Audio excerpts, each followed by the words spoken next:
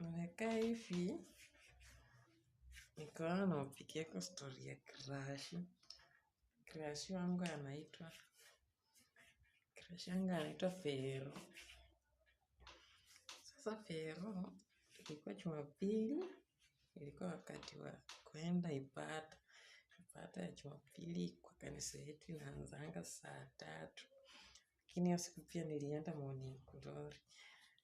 Si morning glory yenye mnafikiria ile ya watu wakubwa. Morning glory ya kuhubiri na kuomba Mungu. Sasa ikafika wakati wa general service. Mimi nilikuwa nimekaa. Tena pastor wetu anaitwa Pastor Jeffries Situmbua. Sasa alafu pastor akasema, pindukia mtu mwenye ako kando yako mwambie Mungu anakupenda. Sasa mimi nikasema hii ni opportunity imekuja na inafaa niitumie vizuri. Sasa mimi sikumwambia Mungu anakupenda. Nilimwambia mimi nakupenda. Fera akashangaa.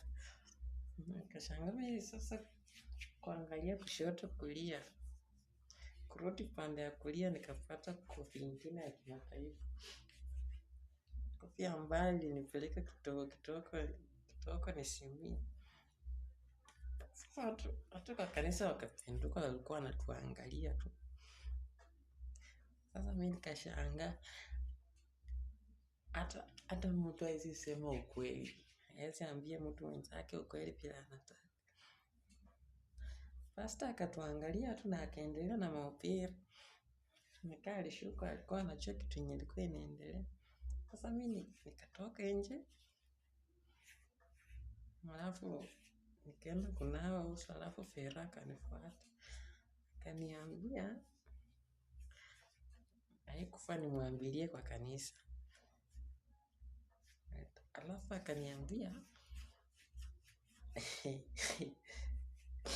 ati tutaongea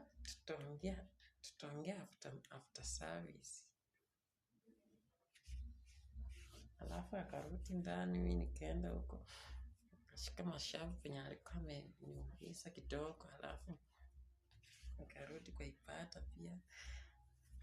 Alafu baadaye tukazungumza kama watu wakubwa. Mazungumzo ilikuwa tu mzuri. Akaniambia kama nataka nikuwe